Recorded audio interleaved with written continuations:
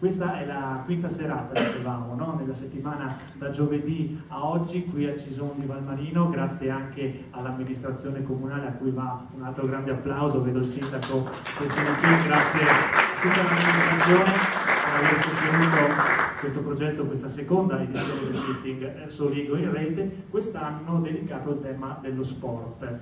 Questa sera in particolare la serata è incentrata sul tema sportivo in relazione a Conegliano Valdobbiadene, città europea del vino 2016, questa candidatura che lungo tutto l'anno, che questi va per concludersi ormai in questi ultimi 2 mesi del 2016, e indagheremo quali sono le opportunità ricettive sportive naturali e non tra le colline del Prosecco superiore, tra mountain bike, mountain walking e trekking. Insieme a ciò indagheremo anche come le aziende del territorio, gli imprenditori di riferimento che vedete già schierati e che tra poco andremo a presentare, come queste aziende e questi imprenditori investono proprio sul nostro territorio, compreso tra le colline di Conegliano e Valdobbiadene. E allora io saluto e invito insomma anche ad accogliere con un applauso Nicoletta Milani, titolare dell'azienda Milani, buonasera.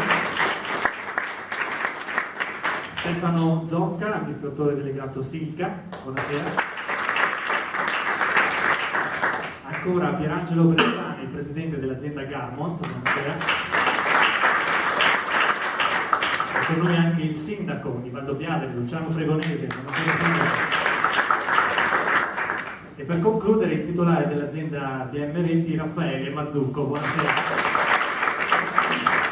Nella prima parte della nostra serata saranno loro i protagonisti, i relatori di questa simbolica tavola rotonda proprio incentrata sui temi appena descritti, e poi avremo 2 contributi da parte di 2 personaggi che poi andremo a raccontarvi, che completeranno, diciamo, la panoramica e l'indagine di questa sera tra sport e territorio, appunto. Io vi ricordo che tutte le serate del meeting Soligo in rete sono visibili perché sono registrate in streaming, e quindi dai prossimi giorni saranno tutte disponibili sul sito di QDPnews.it, sul canale YouTube QDPnews.it e sul sito Soligo in rete.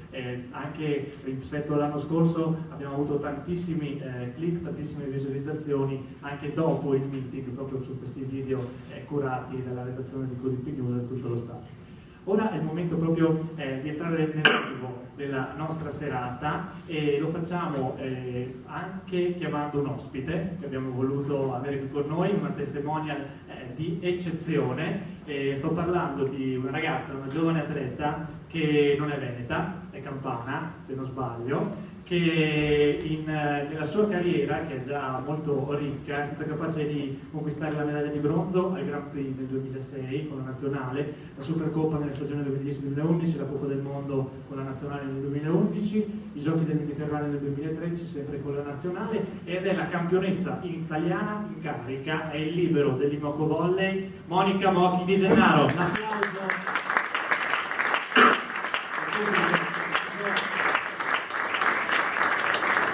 Buonasera Monica, buonasera, vieni qui davanti, benvenuta, grazie per la tua presenza.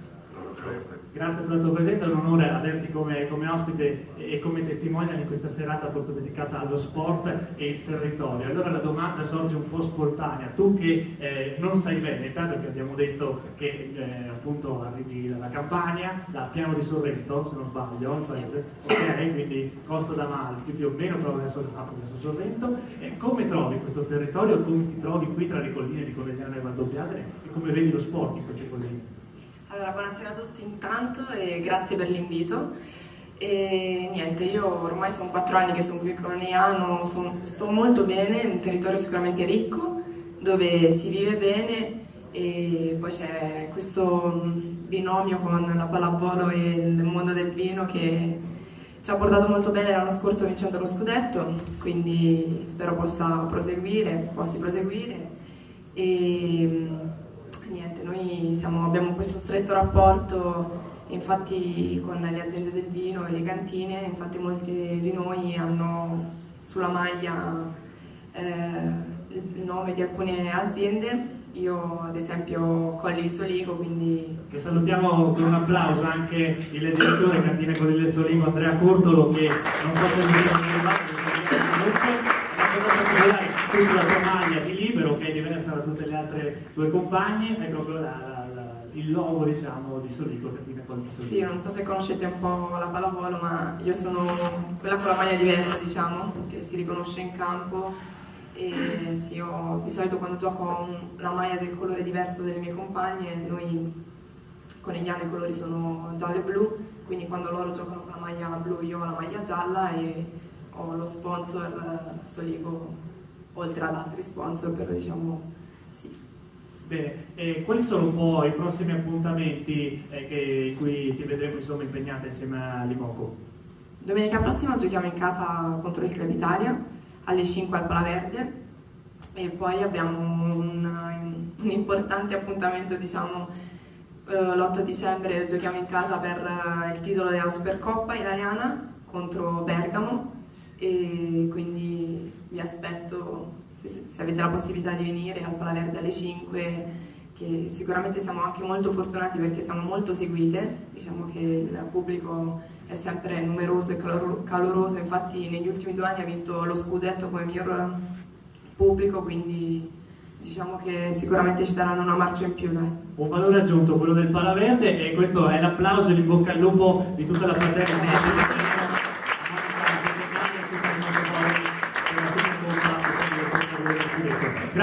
Grazie a Monica De Gennaro. Ed ora è il momento di entrare nel vivo della nostra serata con un video, prima di passare la parola agli interventi dei nostri relatori, con un video realizzato da Giovanni Carraro, che è un collaboratore di positivenews.it ed è un appassionato di video e di riprese davvero straordinarie in qualche caso, come in questo, e quindi andiamo a vedere questo video e poi cominciamo la nostra tavola rotonda insieme a Sindaco di Valdobbiadene e agli imprenditori di riferimento del territorio.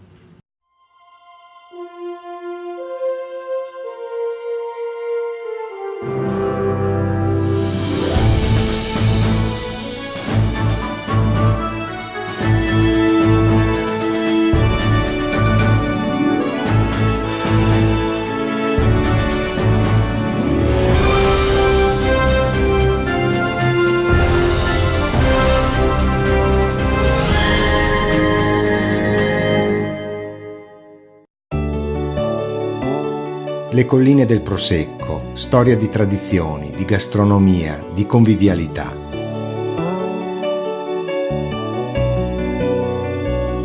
Il racconto di un momento condiviso davanti a un calice di vino.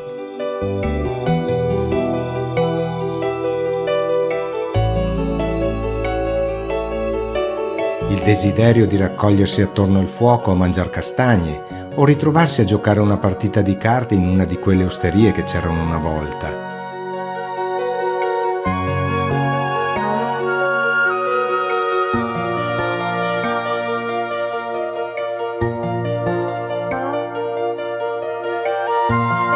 Osservare la mano del contadino che si prende cura di un delicato tralcio di vite, immagini di tradizione, immagini senza tempo.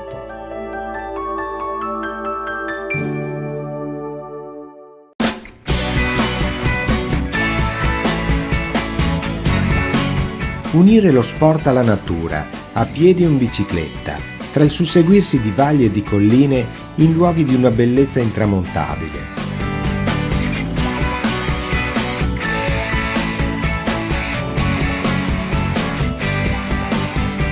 Decine di sentieri, centinaia di chilometri tra i filari, tutto questo è la terra del Prosecco.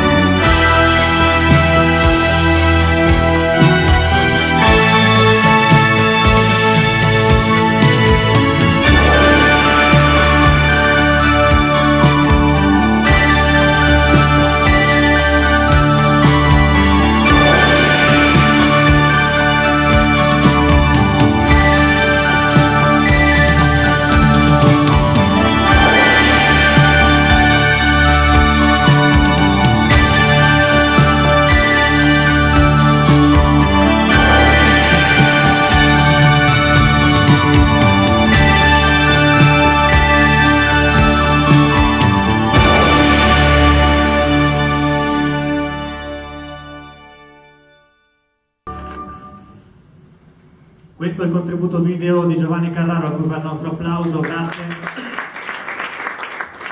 Il territorio che è sempre incantevole da ammirare. Chiedo scusa, prima non l'ho fatto, devo salutare anche l'allenatore dell'Imoco Volley che accompagna questa sera, Monica De Gennario e Daniele Santarelli, l'applauso anche a lui, grazie per essere con noi.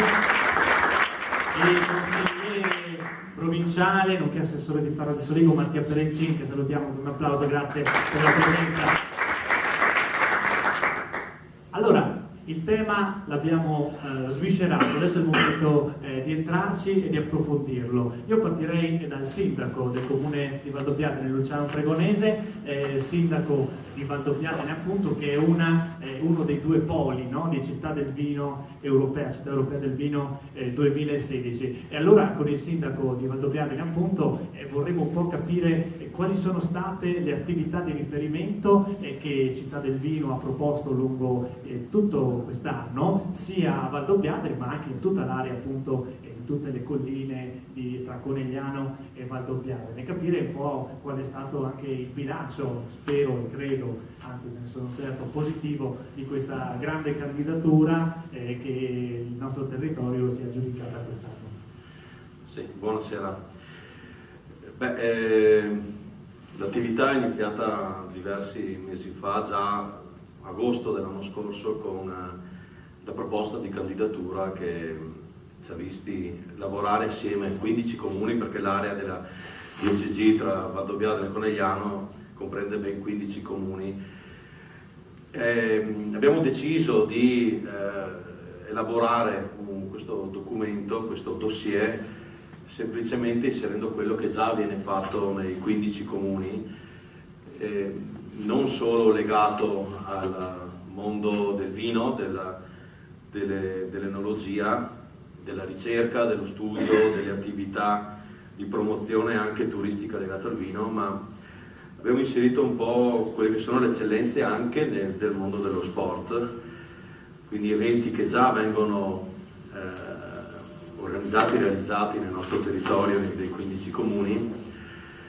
E grazie a questa candidatura abbiamo avuto la possibilità di promuoverli in una rete ben più ampia, sovra-regionale a livello nazionale ma anche a livello europeo. Quello che posso dire già con un resoconto parziale, perché l'anno non è finito, è che quello che è subito emerso come evidente a noi amministratori è quanto siano importanti tutti gli eventi che avvengono nel nostro territorio. Ne abbiamo messi insieme più di 150 selezionando quello che viene fatto, quanto importante sia perché sono generalmente eventi di alto livello, ben organizzati, che hanno trovato riscontro anche in una platea più ampia, anche di stranieri. Abbiamo visto in questi mesi un aumento del flusso turistico, di presenze turistiche, soprattutto provenienti dai paesi stranieri, mercati consolidati quale quello tedesco, austriaco, inglese, anzi abbiamo notato un aumento dei turisti inglesi, spagnoli, in parte anche portoghesi, comunque europei, francesi, e li abbiamo visti venire nei nostri comuni, nelle nostre terre, non solo per il proseguo superiore, ma anche per gli eventi sportivi e anche per visitare il nostro territorio. Ho visto molte presenze straniere nelle nostre montagne, a visitare le malghe, a percorrere i sentieri e le attrazioni della nostra montagna. Ecco, a proposito di montagna, poi ne parleremo con il signor Bressan, che ha curato quest'anno un'iniziativa davvero particolare, non solo colline, insomma, il territorio ha anche una parte montana, ha una parte fluviale, se vogliamo, commerciale, quindi le risorse di questo territorio ricco culturalmente, ricco di eventi, sono state integrate, no, in questo programma di Città Europea. Certamente, perché se il proseguo superiore è certamente l'elemento attrattivo, perché è conosciuto in tutto il mondo, perché è un vino buono, in realtà noi abbiamo il dovere, non la possibilità ma il dovere di far conoscere al mondo anche tutto quello che sta attorno al Prosecco, e lo sport è certamente un elemento importante per lanciare messaggi a tutte le età, a tutte le categorie anche economiche e a tutte le sensibilità. Abbiamo la possibilità anche con investimenti di lieve entità, perché oggigiorno sappiamo che laddove sono necessari investimenti importanti i sogni e i progetti non si realizzano. In realtà ho avuto la fortuna di sperimentarlo anche a Valdobbiadene, con quello di cui si parlerà dopo, con investimenti accessibili che competono per forza di cose in gran parte al privato, perché è certo che le amministrazioni pubbliche hanno difficoltà nell'investire, ma laddove le amministrazioni pubbliche sanno, con le regole, con la promozione, con la capacità di mettere in rete le possibilità che il nostro territorio dà, ecco che con investimenti accessibili noi riusciamo a creare un moltiplicatore molto importante degli investimenti, a creare quell'indotto che abbiamo la fortuna di poter creare proprio attraverso il Prosecco, quindi occupazione, quindi di diversa natura, consolidare un'economia locale che prima o poi dovrà essere anche diversificata e affiancata al mondo del Prosecco superiore. Però noi dobbiamo creare queste prerogative finché questo benessere economico, sociale, oltre che ambientale del nostro territorio permanga. Abbiamo la possibilità di avere anche le realtà, e qui stasera ne abbiamo qui sul palco, che credono nel territorio, che investono nel territorio, che sanno trovare nei nostri comuni quelle persone capaci di trasformare un sogno in realtà. Credo che noi amministratori dobbiamo semplicemente permettere che questo avvenga. L'esperienza avuta con il riconoscimento della candidatura a città della cultura enologica, non è semplicemente città del vino, è il riconoscimento della città, della capitale europea della cultura enologica, ha fatto capire a noi amministratori qual è il nostro compito. Non dobbiamo inventarci niente, dobbiamo essere promotori di sinergie. E io mi auguro, e già ci stiamo parlando tra di noi, vedo qui in sala anche i colleghi di Vittorio Veneto, ci sono a fare il Soligo, stiamo anche pensando a qualcosa per il futuro, 2017, 2018 e 2019. Questo deve essere un punto di partenza, la strada l'abbiamo capita, i partner ci sono, i presupposti ci sono, se ciascuno sarà in grado di giocare nel proprio ruolo, come in un gioco di squadra, qual è la pallavolo, credo che possiamo fare molto per noi, per chi verrà dopo di noi e per mantenere questo appunto benessere economico, sociale e ambientale. Grazie allora al sindaco Luciano Fregonese, che ha anticipato appunto già nel suo intervento dei temi che adesso andremo ad approfondire. Intanto però, prima di lasciare la parola agli altri imprenditori, io pregherei il coordinatore regionale dell'Associazione Città del Vino, Benedetto De Pizzol, di raggiungerci sul palco. Un applauso a Benedetto De Pizzol. Buonasera e benvenuto. Insomma, il sindaco Fregonese ha già fatto una panoramica su ciò che Città del Vino dal punto di vista delle amministrazioni coinvolte è stato, ma dal punto di vista proprio del comitato promotore, come è stata questa annata di Città del Vino? Beh, è stata un'annata molto impegnativa, però sotto un certo punto di vista anche a gioco facile, nel senso che insomma gran parte, come ha anticipato il sindaco Fregonese, comunque gran parte delle attività erano quelle, anzi sono quelle che naturalmente e tradizionalmente si svolgono sul territorio. Certo, noi abbiamo completato con una trentina di attività in più e quelle ci hanno impegnato parecchio nell'organizzazione, nella preparazione del materiale divulgativo, nella valorizzazione delle attività stesse, eccetera, insomma. Devo dire che alcune attività sono riuscite molto molto bene, a cominciare dall'inizio dell'anno della città europea del vino ad aprile, poi lo stage per i giovani viticoltori e poi la convention e l'assemblea delle città del vino con tutti gli eventi collegati.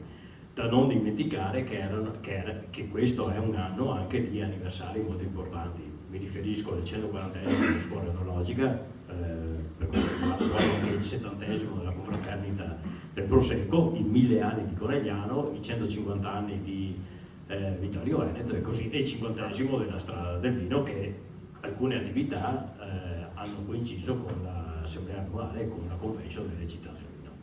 Ecco, nelle scorse settimane il nostro territorio ha ospitato anche numerosissimi sindaci provenienti da tutta Italia. Come è stato raccoglierli e riceverli? Ma è stata un'assemblea tra le più partecipate, neanche le assemblee elettive, Conferma diciamo. il sindaco Fregoni. Sì, sì. È lunga. No, è stata lunga, perché poi abbiamo organizzato anche degli eventi collaterali, tra l'altro degli approfondimenti molto importanti per quanto riguarda dei tematismi tipo vita, energia, vite e territorio, con l'approfondimento su tutto il tema. Nel caso di vita e energia poi sono emerse una serie non neanche inconvenienti, però insomma delle discussioni sull'impiego dei materiali di risulta del vigneto, sulla valorizzazione energetica, agronomica, eccetera, eccetera. Poi vita e territorio è stato molto importante per quanto riguarda tutto il fatto, tutti gli eventi successi 2 anni fa con il IERZA e il movimento della Croda. L'Università di Padova ha attivato uno studio specifico. A conclusione di questo studio specifico abbiamo ritenuto di presentarlo in questa occasione. Tra l'altro, ecco, è emerso qual è stata la vera causa, cioè è stato un evento estremamente importante, che probabilmente il tempo di replicazione è di 500 anni. Allora, cioè, si può dare la colpa a tutto e a tutti, però a un certo punto abbiamo avuto a che fare con un evento del genere. Poi ecco, nella convention per esempio, l'altro tema, vedo anche l'assessore di Vittorio Veneto Napoli, è stato tutto il tema legato al centenario della Grande Guerra. Abbiamo coinvolto Vittorio Veneto su questo e sì, facendo anche delle attività col museo della battaglia, e anche con un momento istituzionale con tutti i sindaci del territorio e con tutti i sindaci che provenivano dalla nostra penisola, proprio un momento di deposizione della corona, insomma, di riconoscimento che questo è stato il teatro della Grande Guerra, però è stato combattuto da tutti i soldati che venivano da tutta Italia. Grazie allora anche a Benedetto De Pietro per aver portato il suo contributo alla nostra serata. Allora, prima con il sindaco Fregonese parlavamo di questa interazione, no? Che sempre più oggi si fa necessaria tra pubblico e privato. Io saluto nuovamente Stefano Zocca, amministratore delegato di Silca. Ecco, com'è che la vostra azienda investe sullo sport del territorio, ad esempio tramite l'Atletica Silca Corigliano e la Silca Ultralight Triathlon? Un impegno concreto proprio per promuovere anche le società sportive del territorio. Sì, buonasera a tutti. È così, sono 2 decade che noi aiutiamo queste 2 associazioni importanti, una di Vittorio Veneto e una di Conegliano, sostanzialmente di giovani che iniziano a intraprendere una carriera sportiva, alcuni di questi con risultati importanti a livello nazionale ed internazionale. Ciò che noi facciamo, cerchiamo di aiutare queste associazioni a dar vita appunto a scoprire talenti, a lavorare sui talenti del territorio. Noi lavoriamo con la nostra azienda e occupiamo circa 400-450 persone che arrivano da questo territorio, quindi vuole essere anche uno stimolo, no? Uno stimolo alle persone sia all'interno dell'azienda che all'esterno dell'azienda. Usiamo momenti e creiamo momenti per mettere in contatto uomini e donne all'interno dell'azienda con ragazzi. Proprio questo weekend, questo sabato ci sarà un evento in queste zone a Tarso, dove alcuni atleti che hanno partecipato alle Olimpiadi in Brasile incontreranno i nostri ragazzi e ragazze sia del triathlon che dell'atletica conegliano, proprio per cercare di trasmettere ciò che è la fatica, la passione, l'impegno per poter arrivare a determinati risultati, cose importanti e necessarie non solo nel nostro sport ma anche da un punto di vista business. Ecco, una domanda che potrebbe essere rivolta a tutti, magari poi lo faremo. Investire nello sport per un'azienda è solo una questione economica o c'è di più? C'è come dire, un coinvolgimento anche emotivo in quello che poi si va a sponsorizzare, tra virgolette? Posso portare la mia esperienza, vi assicuro che non è assolutamente un ritorno economico per quanto riguarda noi. Lo facciamo sostanzialmente per i motivi che prima ho citato e in seconda battuta perché comunque crediamo che il territorio debba giocare un ruolo importante anche nel mondo imprenditoriale. Le donne e gli uomini appunto che lavorano nella nostra azienda provengono da questo territorio, le donne che lavoreranno, gli uomini che lavoreranno nella nostra azienda prevalentemente. Io vengo da Varese, quindi non sono del territorio, ma forse sono l'unica persona che non è diciamo nei 50 km di raggio della zona, quindi è sostanzialmente questo tipo di discorso. Grazie per ora a Stefano Zocca. E passando alla sua sinistra, Nicoletta Milani, titolare e cotitolare insomma, dell'azienda Milani. Anche la vostra azienda sostiene lo sport nel territorio ad alti livelli, un esempio TVB, Treviso Basket. Come sta andando questa esperienza? Buonasera a tutti. Diciamo che noi siamo orgogliosi di di promuovere questa squadra. La cosa è nata per una passione che noi abbiamo non solo nel lavoro ma anche nello sport, in particolare io che ho sempre fatto sport e ho fatto anche pallavolo per tanti anni, quindi è una cosa che amo. Abbiamo deciso Treviso Basket perché è stata una rinascita e abbiamo voluto investire quindi anche nel territorio per far rinascere questa squadra.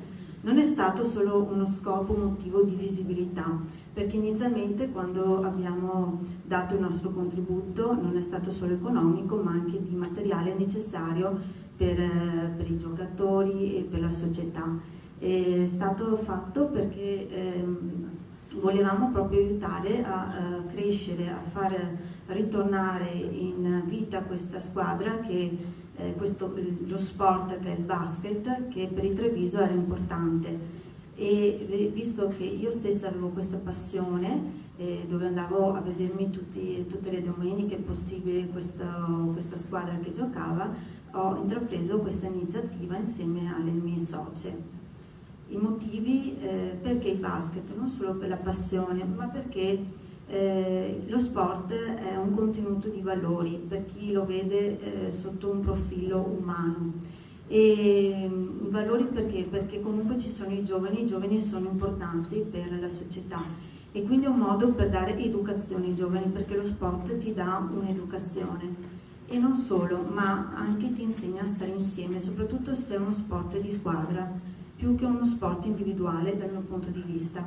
Ecco perché noi abbiamo creduto in questa squadra che oggi ci dà delle ottime soddisfazioni perché insomma è prima in campionato, lo scorso anno hanno avuto veramente un gran successo, ma al di là del fatto che è prima in classifica è l'aria che si respira all'interno di quel palazzetto quando i giocatori giocano durante la partita. È proprio da brivido e anche nel basket a Treviso sta avendo un successo proprio per il numero di spettatori, per i tifosi che vi fanno parte e i numeri delle persone coinvolte sono aumentate sempre di più, non solo per un fatto di visibilità ma proprio dell'area che si respira all'interno di quel palazzetto quando ci sono queste partite. Quindi non è, ripeto, stato semplicemente un fatto diciamo pubblicitario, ma è un modo con cui noi abbiamo avuto la soddisfazione di contribuire e ritornare a dare una squadra a questa città che amava tantissimo questo sport. Quindi diciamo che in qualche maniera, come diceva anche prima il signor Zocca, aziende come le vostre potrebbero essere comunque un punto di riferimento per molte altre aziende del territorio, perché se cresce, se ritorna a nascere insomma la passione e anche i risultati del Treviso Basket o il Palaverde gremito con il Moco Volley, anche altre aziende insomma potrebbero sposare la causa. Sì, certo, infatti negli ultimi 2 anni nel Treviso Basket la soddisfazione è stata che hanno partecipato anche piccole attività imprenditoriali, quindi non solamente grandi aziende, perché anche questi hanno voluto appunto dare un contributo per rendere questa squadra sempre più importante, ma anche nello stesso tempo fa crescere anche delle leve più dei giovani che vogliono, di piccoli ragazzi che vogliono appunto intraprendere questo tipo di sport, e in questo modo anche i piccoli hanno potuto contribuire con una piccola quota, e quindi c'è anche un modo di ritrovarsi noi imprenditori insieme. Infatti vengono sviluppate anche delle attività molto semplici di intrattenimento dove è conviviale e con semplicità si può stare insieme e condividere questa gioia insieme. Infatti noi comunque non sponsorizziamo solamente il Treviso Basket, ma anche delle piccole società locali, proprio perché ci sono dei giovani che vogliono trovarsi insieme, stare insieme e condividere uno sport. Grazie allora anche a Nicoletta Milani. Abbiamo visto l'atletica, abbiamo visto il basket, adesso è il momento di passare un po' al ciclismo con Raffaele Mazzucco, titolare della BM, al quale chiederei però una cosa particolare: qual è la differenza tra sponsor e sostenitore? So che lei si definisce più sostenitore che sponsor. Sì, perché a me non piace la parola sponsor, perché sponsor mi dà sempre quell'atteggiamento di una persona che dà un qualcosa per ottenere un qualcosa, e invece secondo me gli imprenditori che soprattutto al territorio mettono le risorse, quindi sono più al sostegno, al fianco di quelli che sono poi una serie di volontari che affiancano poi la società. Noi siamo dei sostenitori, noi ci riteniamo dei sostenitori che affiancano questa schiera di uomini e di donne che quotidianamente mettono un sacco del loro tempo a fianco per educare, come diceva infatti prima la signora, per educare questi ragazzi, per tenerli anche lontani dalle strade se possibile, anche se comunque i ragazzi, visto che noi siamo appassionati di ciclismo, vanno in strada, e quindi li educhiamo anche a stare in strada, anche rispetto delle regole che sono stradali. La BM Reti appunto sostiene il ciclismo, quale in particolare, in che modalità? Beh, noi amiamo sostenere il ciclismo partendo dai giovanissimi, dai ragazzi che cominciano a 6 anni fino agli allievi, cioè fino ai 16 anni. Oltre poi noi lasciamo i sostenitori, ma abbiamo un'altra società invece, sosteniamo un'altra società di amatori, cioè coloro che hanno finito poi magari la vita professionistica, che hanno un'età più matura e vogliono comunque rimanere legati alle 2 ruote, che comunque sono quelli che colorano i nostri, soprattutto il fine settimana, le nostre strade. Magari qualche volta ingorgano, ma però intanto vediamo che colorano le strade. Quindi diciamo che il sostegno, no, di un'azienda ad una società o comunque ad uno sport specifico a volte rischia di diventare, se visto come semplice sponsor, un qualcosa di superfluo che l'azienda ha e cede. Invece no, il sostenitore vuole riservare una parte di quello che produce, di quello che... Allora, ogni azienda, penso che comunque, piccola o grande che sia, mette a disposizione qualcosa sul territorio. Non ha importanza quanto metta, l'importante è che faccia qualcosa, e comunque tante volte sono le aziende più sconosciute che comunque mettono contributi, anche quelli che possono. Bisogna tenere presente che oggi tante aziende non possono neanche più permettersi, ma ce ne sono tantissime altre invece che aggiungono a quelle che prima quelle che non possono.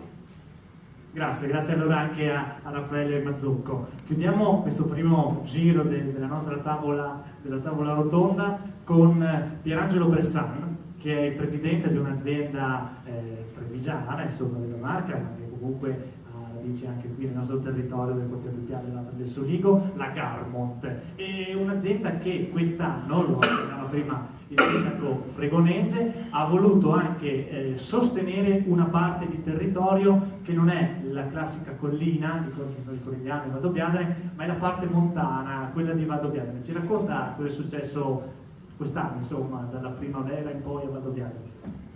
Buonasera, intanto grazie per essere stato invitato. Premetto che dal 2014 ho rilevato questa società, la Garmont, che si occupa di tutto ciò che non è asfalto, nel senso noi ci occupiamo di scarpe, di outdoor significa tutto ciò che è fuori dalla normale percorrenza. Stiamo vedendo alle sue spalle un video che racconta con le immagini. Ho capito, grazie. E questo significa per noi dare significato a tutte quelle attività extra urbane che potrebbe essere dalla meravigliosa scoperta di queste colline che abbiamo, con l'utilizzo dei nostri prodotti che vanno dalla camminata normale, che vanno all'arrampicata, alla scalata, all'hiking, eccetera, eccetera, eccetera. Quest'anno, essendo anche uno dei soci della Fantic, la società che produce Fantic Motor, mitica società, l'abbiamo rilevata qualche anno fa, abbiamo progettato, diversamente dalle tipiche biciclette del signore, le biciclette servo-assistite, le fata bike, che con l'ausilio del motore, con l'ausilio della pedalata assistita, in connubio con Garmot appunto, ci permettono di frequentare tutte quelle aree difficilmente raggiungibili sia per il fondo stesso che anche per quelle che sono le dinamiche di salita molto impegnativa. Abbiamo avuto questa opportunità conoscendo un imprenditore che qui in sala, un signor Adorno, che... Salutiamo Adorno Reboli del rifugio Stella Alpina di Pianeta. Esatto, che per una veramente casualità l'ho incontrato e mi ha spiegato quello che era il suo progetto. In quest'area da tutti molto quasi sconosciuta, aveva questa idea di creare questo parco avventura e ha avuto questa idea, ma perché non riusciamo a mettere insieme delle attività che sono sì le mie attività di servizio del parco avventura, ristorazione, ma collegandolo ad altre attività che erano inerenti alla mia.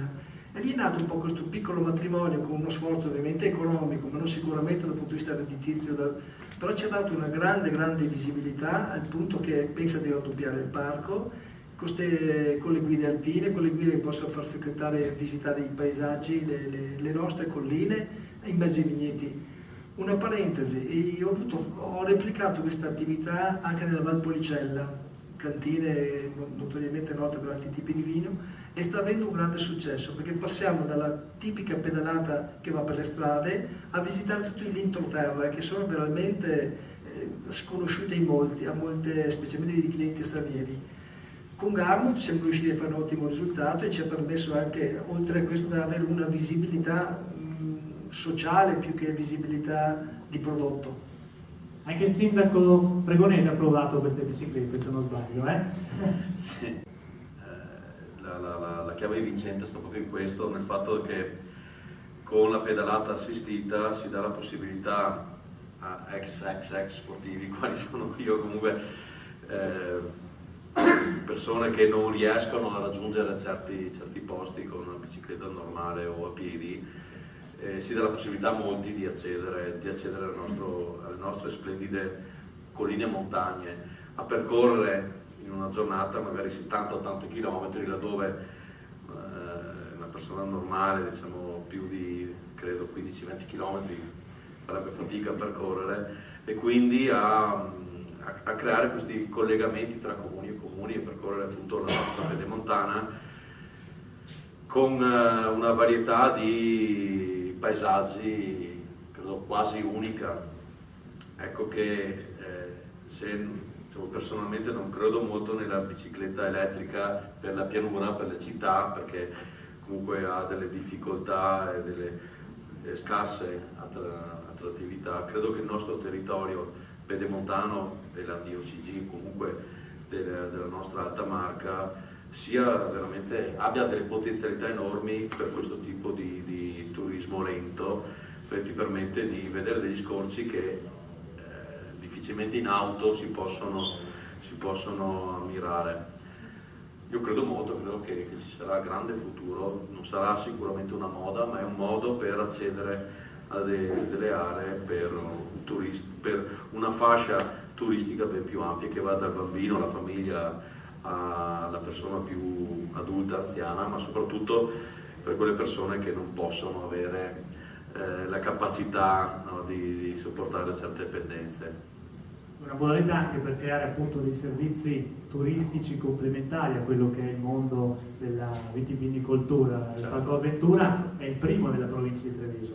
Ecco, una parentesi, accennavo quella situazione della Valpolicella. È stato sufficiente che questa società, questa cantinetta, mettesse nel proprio sito che si era creato un bike point che ha quadruplicato le visite in cantina. È stata una cosa pazzesca. È chiaro che ci vuole l'imprenditore che possa investire, quindi abbiamo uno che ha avuto il coraggio di investire, sicuramente ho dato un contributo anch'io, però è lui che ha dato la cosa. Questa cosa è una cosa che se replicata secondo me dà un grande sviluppo, perché come ripeto, io personalmente ho visto delle aree di questa zona che non conoscevo e molta gente non le conosce. Grazie, abbiamo parlato di quest'area montana Valdobbiademese senza bicicletta elettrica, ma so che anche il signor Mazzucco, giustamente un appassionato di ciclismo, e predilige anche quest'area di Cison. Ce la racconta un po' la Cison così che scopre ogni volta? Conosco bene Cison perché comunque anche ho rimesso a posto un bosco qua nella vallata e ho scommesso anche piantando degli olivi, e quest'anno ho fatto anche il mio primo raccolto anche qui in zona di olivi, in una zona proprio fuori dal mondo, visto che le temperature sono un po' più alte, c'è anche la possibilità anche in un'altura più elevata di cominciare a fare raccolto anche di olivo. Ma sono un appassionato di mountain bike, quindi ovviamente a me piace la fatica, a me piace praticamente la salita. Un messaggio magari che lancio agli amministratori locali è quello, visto che sono appassionato di due ruote, che comunque è uno degli sport che si sta avvicinando a questo territorio partendo dalle montagne è anche praticamente la discesa veloce, quindi sono in uscita adesso delle bici servo assistite praticamente per la salita, quindi niente inquinamento per portarsi in quota per fare poi delle discese importanti. Ovvio che magari ci dovrebbe essere la collaborazione di chi ha i poderi eventualmente da lasciare un po' di spazio per fare un sentiero per tenerle almeno vive, perché comunque la montagna se non viene tenuta viva muore comunque, quindi da due ruote prenderà più piede anche praticamente lo sterrato sta prendendo sempre più piede. La discesa è davvero un'attività in fortissimo aumento e che a volte, se non regolamentata, può causare anche dei problemi sui sentieri, quindi è una nota a margine che va va regolamentata ovviamente, perché tenendo presente che poi abbiamo l'opportunità con le bici elettriche di evitare la salita senza inquinare, dove in altri territori, soprattutto nel Tirolo, che sfruttano sicuramente dove possono l'impianto di salita, ma dove non sono impianti di salita li portano con i pulmini e quindi ovviamente magari con la creazione di inquinamento, invece la bici assistita può ovviare questo. Grazie, io intanto invito sia Stefano Zocca che Nicoletta Milani ad intervenire qualora qualora questi interventi vi suggerissero qualcosa, ma adesso vorrei invitare a raggiungerci sul palco, visto che siamo un po' entrati nel vivo, no? Anche sulle possibilità di percorrere, di vivere il territorio, il parco avventura, la mountain bike e le altre cose che abbiamo detto. Vorrei invitare il dottor Francisco Svendrame, che è il presidente dell'associazione Kinesis Walking di Conegliano, che è un motivatore fisico ed emozionale per la riscoperta del territorio. Ci parlerà del Nordic Walking. Buonasera. Grazie, buonasera a tutti, grazie per l'invito. Allora, Nordic Walking, tanto lo conoscete tutti? Conosciamo? Sì. Insomma. Conosciamo sicuramente questi strumenti che lo caratterizzano. Questi strumenti. Allora intanto io comincio con il presentarvi questa cosa che in realtà non sono solo dei bastoncini, ma sono un'opportunità. Sono un'opportunità per un sacco di gente che, ad esempio, non può fare del ciclismo, non può andare a correre. Il Nordic Walking è entrato, diciamo, dentro le case delle persone che stanno sul divano, che hanno poca motivazione o magari non hanno la possibilità fisica di fare un'attività sportiva nel vero senso della parola. Non che il Nordic Walking non lo sia, ci mancherebbe, però questi bastoncini hanno dato la possibilità a un sacco di persone di uscire di casa e di scoprire il territorio. Come diceva qualcuno prima, molte persone ci dicono: non sapevo che dietro casa mia ci fosse uno spazio di questo tipo, non sapevo che ci fosse quella collina, non sapevo che ci fosse questo sentiero, non sapevo che ci fosse questa strada, e sì che ci vivo qui da 20 anni. A chiudersi nelle proprie abitazioni, a non scoprire il territorio. Esattamente, si sta comodi insomma sul divano, ecco. E questa è un po' la forza del Nordic Walking, che altro non è che una camminata con un uso funzionale di bastoncini.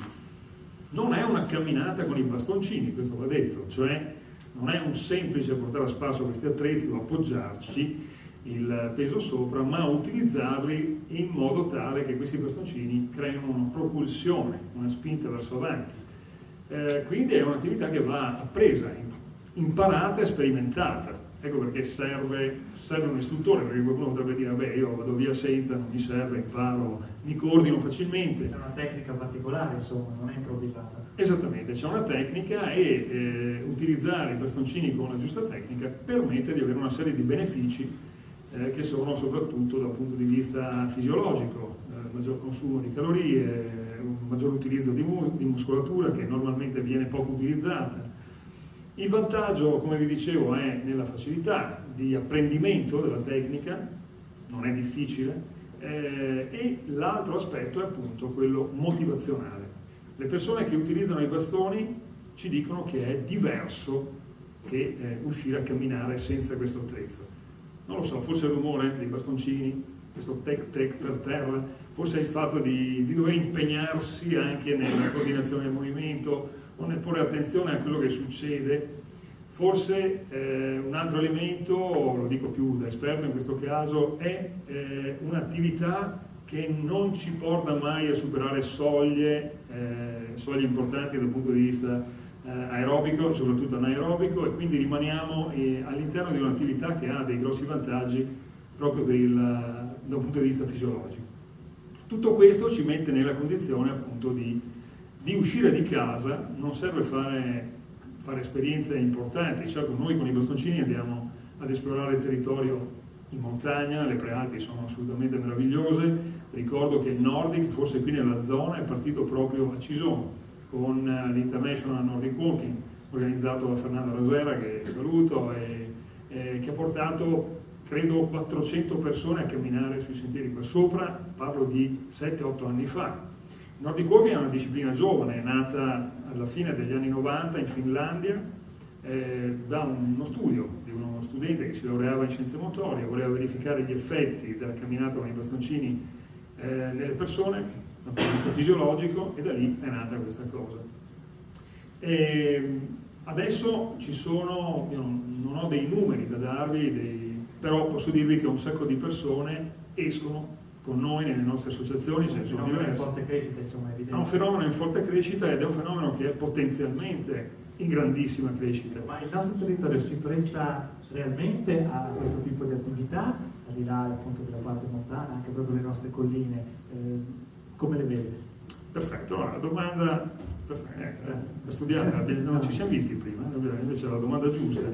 In effetti io ho parlato di montagna, ma il Nordic Walking è un'attività che nasconde tutti i suoi potenziali nella camminata in pianura, nel senso che è molto più facile applicare la tecnica in un terreno che sia pianeggiante o leggermente in pendenza.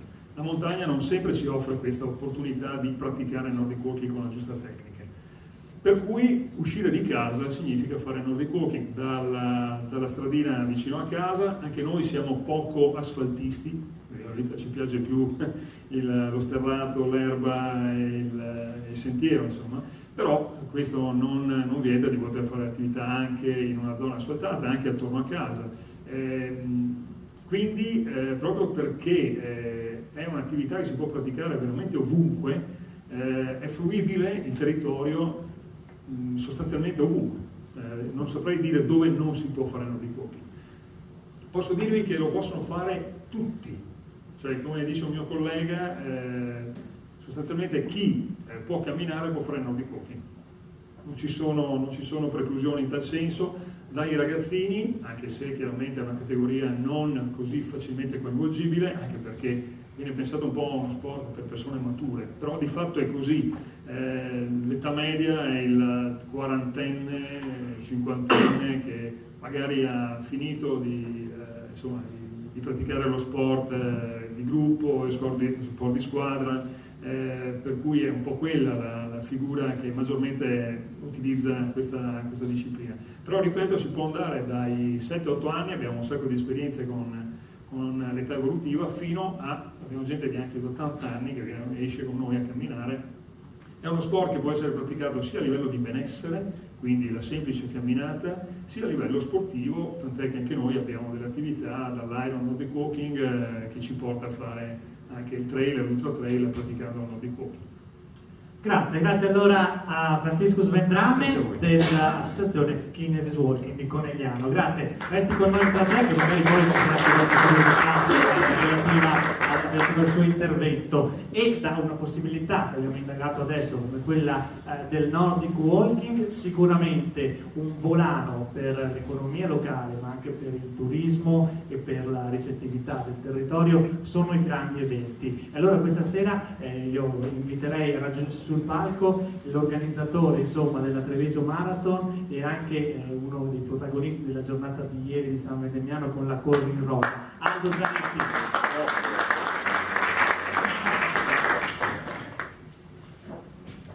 Benvenuto. Insomma, dicevamo grandi eventi per il territorio, ma cosa vuol dire organizzare dei grandi eventi e qual è la fatica di un organizzatore? Io partirei un passettino più indietro.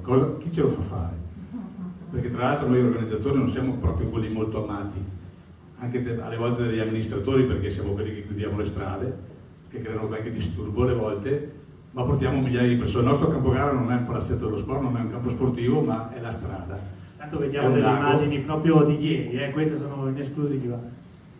Esatto, sono le strade e quindi per forza di cose, per una questione di sicurezza, bisogna chiuderle al traffico per poter far disputare queste manifestazioni, anche se alle volte non sono manifestazioni di carattere prettamente agonistico, cioè non è detto che siano tutti i professionisti che gareggiano, anzi questa proprio della Corri in Rosa è una manifestazione che non ha nulla di agonistico, è soltanto una passeggiata. Quindi partiamo da qui, chi ce lo fa fare e come facciamo a farlo? Noi siamo un'azienda anomala, anche se il Maratona di Treviso è una società cooperativa di responsabilità limitata, perché è fondata da 4 società sportive dilettantistiche consorziatesi, però agiamo completamente in maniera diversa da qualsiasi società. Uno ti dice organizziamo una manifestazione, dobbiamo fare un piano organico, vedere dove si arriva, se abbiamo le risorse per farlo. No, lo si fa tutto a partire dal cuore, si fa 4 telefonate agli amici, ti piace l'idea? Facciamo la Corri in Rosa, andiamo dal sindaco del paese, dobbiamo decidere, facciamo bello e si parte. Così. Le cose migliori partono dal cuore e quindi questo si collega un po' anche all'idea che prima passava dagli imprenditori, cioè non basta investire, bisogna essere coinvolti emotivamente. Esatto, quindi diciamo che, uso un termine brutto, noi vendiamo emozioni con le nostre manifestazioni soprattutto, però dietro a queste manifestazioni c'è anche un qualcosa di importante a livello economico, perché magari non è il caso proprio della Corri in Rosa perché va a coinvolgere un pubblico prettamente locale, anche se quest'anno abbiamo avuto partecipazioni un po' da tutto il Veneto, dal Friuli, e quindi queste persone che si muovono e arrivano in un luogo consumano anche qualcosa e quindi producono economia. Ma la maratona, per esempio la Treviso Marathon, coinvolge migliaia di persone che vengono anche dall'estero, come tante altre manifestazioni, perché qui siamo Valdo Biadene, il sindaco con la Prosecco Cycling è una di quelle che produce comunque risorse economiche in loco, perché comunque la gente viene a visitare i nostri territori. In effetti, se andiamo a vedere lo statuto della nostra associazione, della nostra società, è nata proprio, primo, per divulgare lo sport a tutti i livelli, per tutte le età, per tutti i ceti sociali, per fare in modo che più gente si avvicini a fare sport. Secondo, per far conoscere il nostro territorio. Noi siamo passati in passato per quelli che anche titoli di giornali, Zanetti ha rubato la maratona di qua, ha rubato la portata di là. No, non è così. C'era un progetto, la Maratona di Treviso era un progetto itinerante che doveva andare pian pianino ad occupare tutta la provincia di Treviso. Ovviamente, siccome è fatto di 42 km, non è che in una volta sola si possa andare in tutta la provincia di Treviso, e quindi di anno in anno poi non è stato così possibile, ma dopo 10 anni abbiamo dovuto spostarsi da un altro territorio, lo faremo ancora, e quindi non è stato fatto nulla di diverso da quello che era il progetto iniziale. Perché questo? Perché è giusto che sia nato un progetto iniziale per valorizzare tutta la provincia di Treviso, anche paesi che non sono mai stati toccati nei primi 13 anni, 14 anni di questa maratona, lo saranno in futuro. Abbiamo dei territori meravigliosi, le nostre colline. Ovviamente in questo caso della maratona sono un po' scartate perché diventa difficile far far venire il maratoneta sulle salite perché non le amano, ma abbiamo trovato altre scappatoie, per esempio Vidor, grazie alla Treviso Marathon che quell'anno è partita da Vidor, il sindaco di allora ci ha detto fate però qualcos'altro adesso, e abbiamo fatto partire la Prosecco Run che nel mese di dicembre ritorna. Fra 15 giorni. La Prosecco Run è nata, non è una gara normale, è fuori da tutti i canoni, non so chi conosce il mondo dell'atletica, ma la 5 Mulini è una gara storica di corsa campestre che si svolge a San Vittorio Olona, dove si lascia il prato per entrare nei mulini sul cemento, quindi non ha nulla di campestre, ben poco. La nostra Prosecco Run ha fatto in modo, con una deroga a livello federale, di farla passare attraverso le cantine, e facciamo riuscire a passare i nostri corridori in mezzo a 17 cantine, quest'anno diventeranno forse 19. Quindi questo è l'obiettivo dell'organizzatore, noi che siamo nati con lo spirito di dire facciamo qualcosa per i nostri ragazzi, le nostre mamme, i nostri genitori, i nostri figli, per farli fare tutti quanti sport, ma anche per far conoscere il nostro territorio. Quindi stiamo mettendoci anche della fantasia per fare in modo che ci siano delle manifestazioni sempre più belle, sempre più corpose, e soprattutto che portino a conoscere in giro per l'Europa e in giro per il mondo i nostri territori, che sono bellissimi. Noi spaziamo, come ben sapete, dal running, ma anche abbiamo fatto di recente una nuova manifestazione proprio qui vicino a Milano che si chiama La Bestia. La Bestia è un nuovo modo di concepire lo sport della corsa, che non è solo corsa, ma è una roba un po' estrema.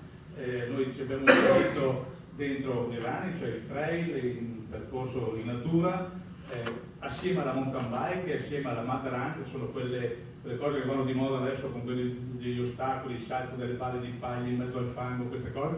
Ha avuto un bel successo l'edizione 0. Organizziamo anche gare di triathlon e quindi abbiamo un bellissimo lago di Levine dove abbiamo potuto fare per anni delle bellissime manifestazioni, abbiamo portato anche i campionati europei, quindi possiamo fare tante cose nel nostro territorio perché abbiamo un bellissimo territorio da sfruttare. Qual è la fatica e qual è il ruolo dell'imprenditore in questo? Beh, le fatiche non si contano perché sono tante, io sono qua tanto per non far a sostituire la nostra Valerie che è letteralmente crollata ieri sera finita la manifestazione. A cui va il nostro applauso, che è l'ideatrice, no? Perché comunque c'è uno stress nell'ultimo periodo, visto che ci sono le immagini, approfitto per parlarne, far gareggiare quasi 8.000 donne, far passeggiare quasi 8.000 donne sembra così semplice ma non lo è. Nell'ultima settimana nei nostri magazzini c'erano di turni di 40 persone all'una dal martedì, mercoledì, giovedì per preparare il pacco gara, i gadget che i vari sostenitori, giustamente non sponsor, ci danno. E ringrazio tra l'altro Bemoretti, che è uno dei nostri partner della Treviso Marathon. C'è un lavoro immane dietro e poi il giorno della manifestazione da chiudere le strade, a posizionare le transenne, a distribuire i pacchi gari, i pettorali. Quest'anno abbiamo aggiunto anche un passaparti molto gradito e veramente è una battaglia dalla mattina alla sera, quindi il lavoro è grandissimo. Il ruolo degli imprenditori si inserisce in questo. Il ruolo dell'imprenditore sarebbe quello di far tornare i conti intanto prima di tutto. Noi, tornando a quello che ho detto prima, siamo partiti dal cuore o alle volte anche dalla pancia e alle volte ci dimentichiamo che alla fine i bagni chimici costano, le transenne costano, i camion che girano costano. Per fortuna io dico questo, abbiamo un territorio che è ricco di aziende e molte sono le aziende che ci danno veramente una mano. Chi non può sostenerci economicamente ci dà magari, ci mette a disposizione i mezzi, i camion. C'è un coinvolgimento veramente grandioso da parte di molte grandi e piccole aziende e noi riusciamo anche in questo caso della Cori Rosa, riusciamo anche a fare in modo di fare della beneficenza, perché questa manifestazione è nata proprio per quella, e se nel 2015 siamo riusciti a dare 30.000 euro e ci siamo permessi di dire pagheremo noi questo mammografo che l'associazione Arezzo Pio Fiorot, con la quale collaboriamo, ha già comprato per installarlo del costo di 210.000 euro, assieme a queste migliaia di donne sicuramente ci riusciremo, lavorando sodo ma anche con tanta fantasia e soprattutto senza fare tanti calcoli, ma ci arriveremo. Grazie a Dallo Zanetti per sua testimonianza. Ora non so se i nostri ospiti sono stati in qualche maniera stimolati da questi interventi, se qualcuno volesse, come dire, chiudere in base a quello che il signor Vendramma e il signor Zanetti hanno espresso, altrimenti io invito anche tutta la nostra platea a, diciamo, rivolgere qualche domanda, qualche curiosità. Coinvolgo anche in particolare, se lo vorranno, gli amministratori comunali presenti qui, quindi insomma se ci fosse qualche intervento è il momento per farlo, il classico spazio alle domande, agli interventi del pubblico. Sì, volevo solo semplicemente aggiungere una piccola nota. Conoscendo Aldo, sicuramente la pancia, poi il cuore, la passione fa muovere veramente tanta roba, tante cose, ma c'è anche la soddisfazione della vittoria, che è un elemento fondamentale. Lo è sicuramente nel business, nel raggiungimento di obiettivi e di sogni qualche volta, ma lo è anche nello sport. Vincere aiuta a vincere, sicuramente tu sei un esponente chiaro quanto è vera questa cosa, no? Quindi noi con le due associazioni con le quali collaboriamo, sia del triathlon sia dell'atletica Conegliano, abbiamo soddisfazioni importanti e alcune volte anche inaspettate. Questo aiuta perché continua a coinvolgere molte persone, continua automaticamente ad attrarre persone e continua a dare stimolo e gioia, alcune volte passione a tutti coloro che ruotano intorno a questi tipi di manifestazioni. Quindi vincere è sicuramente un elemento importante, magari non è il punto di partenza dal quale tutto questo ingranaggio è partito, ma è sicuramente un olio importante per farlo funzionare bene. I risultati aiutano, insomma, diciamo. Assolutamente sì. Ecco, rinnovo l'invito, se la platea. Prego. Di dire una cosa, sicuramente vincere per un imprenditore è anche vincere e portare dei risultati della società che permettono di dare continuità a certe famiglie che in caso contrario avrebbero perso tutto.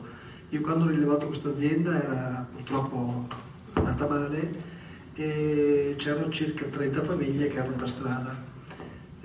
Non avevo certo bisogno di questa non avevo certo bisogno perché avevo altre attività, però vuoi un po' l'orgoglio, vuoi un po', non dico un senso del dovere, però cogliere anche un'opportunità e vedere comunque delle famiglie che oggi comunque continuano ad avere un futuro, un lavoro, in un momento come questo, in questo territorio, non ultimo il know-how che tutto questo mondo aveva creato nel dintorno di Montebelluna, nel nostro territorio, per me è anche questa una vittoria, che poi si declini anche nel mondo dello sport, ben venga per tutti, ben venga per me stesso che pratico appunto queste attività.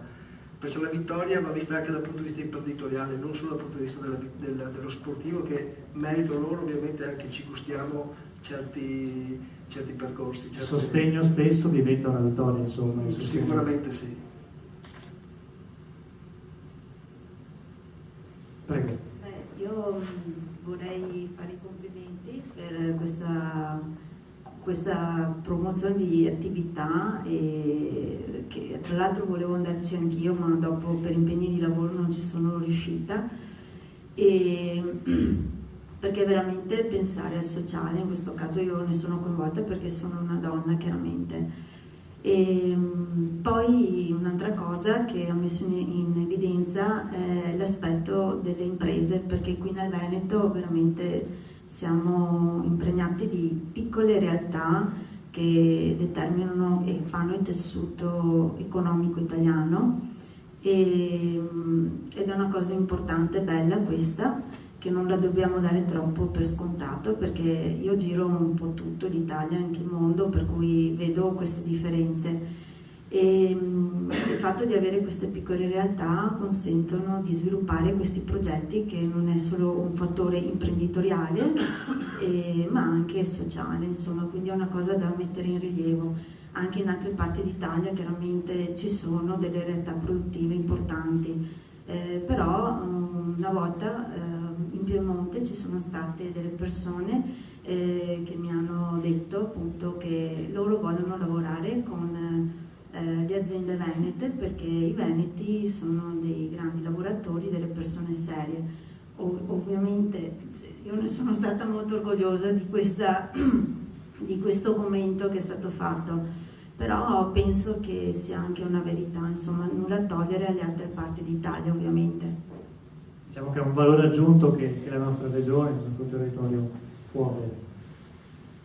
Magari se mi permetto aggiungo Prego. un altro ingrediente simpatico a questa bella affermazione, che è uno dei nostri marchi che è nato nel 2012, che si chiama Sogno Veneto. Visto che noi produciamo reti e materassi, l'idea ci è proprio venuta di fuori dalla regione Veneto, quando mi chiedevano, anche se il mio accento fa capire subito la provenienza, l'area di provenienza. E io non amo dire Treviso, perché comunque mi sembra tante volte di perdere la parte del territorio veneto. Dicendo che sono veneto vedevo un'apertura, un sorriso di fronte a me. Allora mi chiedevo, ma come mai ogni volta che praticamente mi presento dicendo che sono veneto c'era questa apertura? E ho scoperto che sempre di più i veneti sono molto riconosciuti. È ovvio che questo non è merito mio, ma è merito dei nostri genitori, dei nostri nonni, che hanno seminato bene, e quindi il nostro compito è anche di continuare a seminare questo bene che abbiamo ricevuto. E uno dei nostri marchi si chiama proprio Sogno Veneto. Grazie allora anche a Raffaele Mazzucco. Non so se, ecco, io invito anche a salire in questo caso, se possibile, il sindaco di Cison di Valmarino.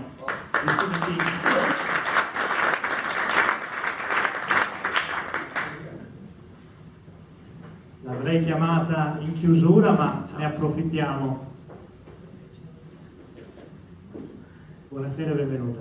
Buonasera a tutti, la mia ovviamente non era una domanda, ma un ringraziamento innanzitutto per voi che siete qui a Soligo in Rete, per ciò che ha fatto in queste 5 splendide giornate, serate, davvero di alto livello, che ci ha portato un valore aggiunto molto importante. E agli imprenditori, perché come tutti sappiamo, e lo sappiamo noi amministratori, senza imprenditori, senza volontari, nulla si può fare. Quindi davvero, quando si è così illuminati, io dico sempre che per fortuna il Veneto dà questi imprenditori, perché anche questo non è così scontato. Io ne ho avuto prova, soprattutto anche con le BM Reti, davvero di una sensibilità superiore al normale, ma questo facilita anche il nostro lavoro, perché come saprà Luciano e i miei colleghi, purtroppo noi possiamo fare ben poco, no Luciano? Molto spesso abbiamo tante idee, ma i sogni vengono realizzati solo grazie a una sinergia che abbiamo tra pubblico, privato e volontari.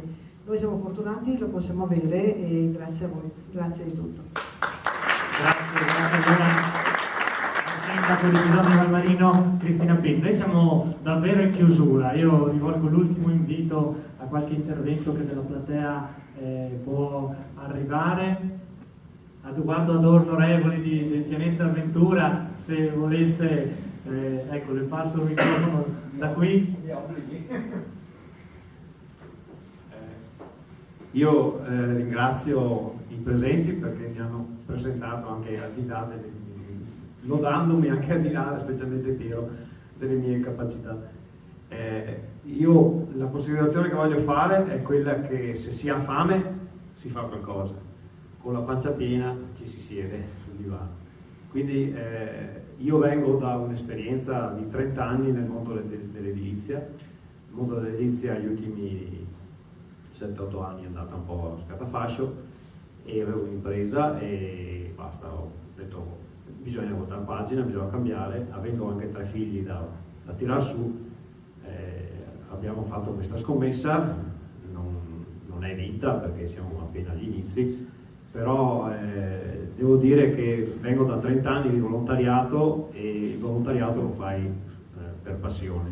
Ho fatto 30 anni alpinismo all'interno del CAI, sono istruttore del CAI, e tutto quello che fai lo fai per passione, e se fai con passione anche il lavoro, sicuramente oltre alla parte economica sei gratificato da tutta la riconoscenza che trovi nella gente, che secondo me vale molto di più di tanti altri fattori economici. E la passione è fondamentale per quello che si fa, e se hai passione hai sempre voglia di metterti in gioco, di provare cose nuove e di andare avanti. Gli spazi che abbiamo noi qua come territorio sono infiniti. A me tante volte mi fa un po' rabbia qualcuno che si piange addosso perché secondo lui non ci sono possibilità, non ci sono sbocchi, non ci sono... ce ne sono finché si vuole, basta avere un po' di fame, un po' di essere attivi, sempre vigili e presenti. Basta, grazie. Prego, dottor Bressan. Vorrei fare una domanda ad Adorno. A quante persone hai dato lavoro in quest'ultimo periodo?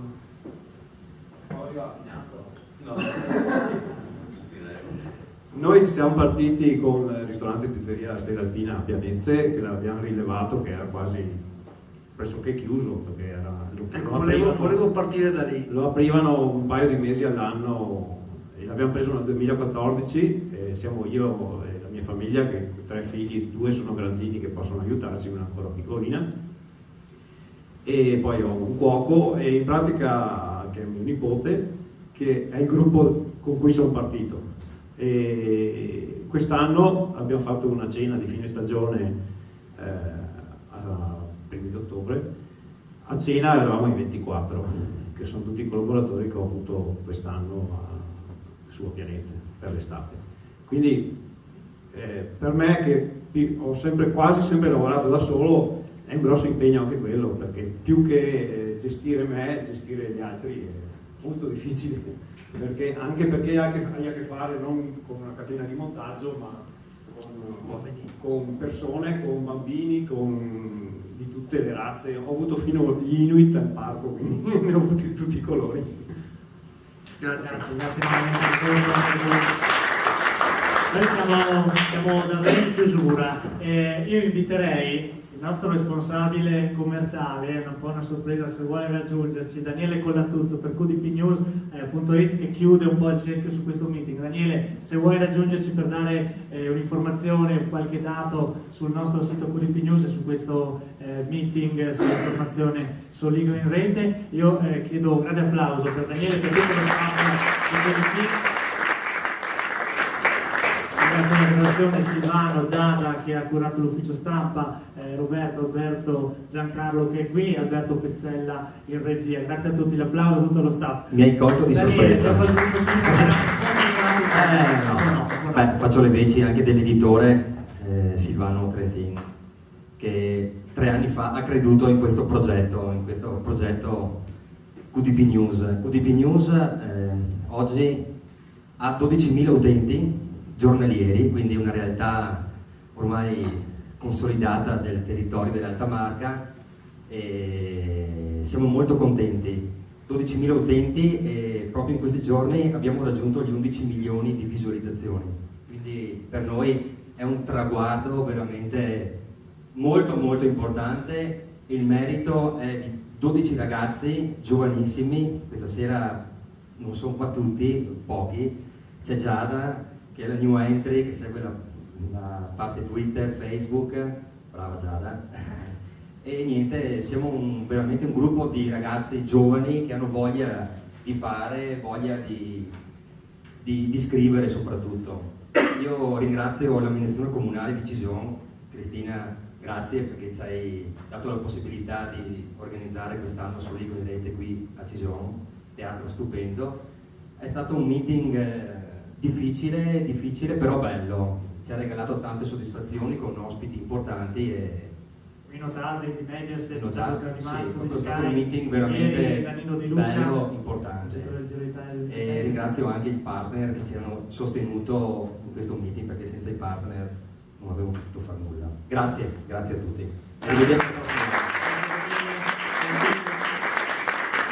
Anche a Nicola, il nostro fotografo, vi saluto. Grazie a tutti voi. Io ringrazio, a partire da qui, dalla mia destra, Nicoletta Milani della Milani. Applauso, grazie. Siamo il delegato di Sirca, grazie. Ringrazio Pierangelo Bressan di Garmont, il